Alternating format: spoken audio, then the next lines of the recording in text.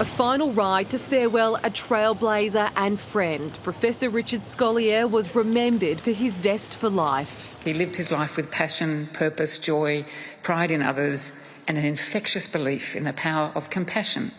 Inside the Sydney Opera House, the country's leaders were among those to pack the pews to honour the former Australian of the Year winner who died last month. Richard was, without question, one of our brightest stars.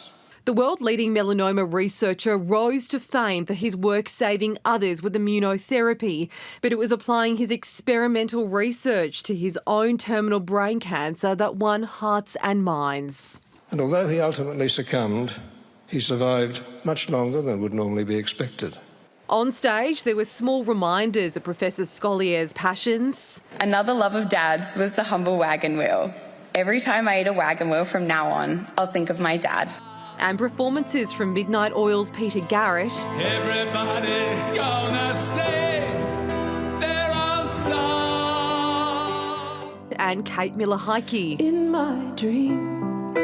But it was those who knew him best who had the most to say.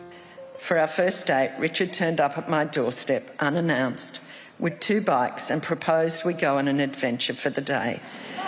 He was simply a bloody good bloke and my best friend. Among the 2,000 mourners here today, members of the public who travelled far and wide to pay their respects, which gives you an indication of just how many lives Richard Scolyer touched. But in the end, he wanted to be remembered as an everyday Aussie who gave it a crack. What a legacy to be able to leave. A legacy that's changed countless lives. Victoria Pengilly, ABC News, Sydney.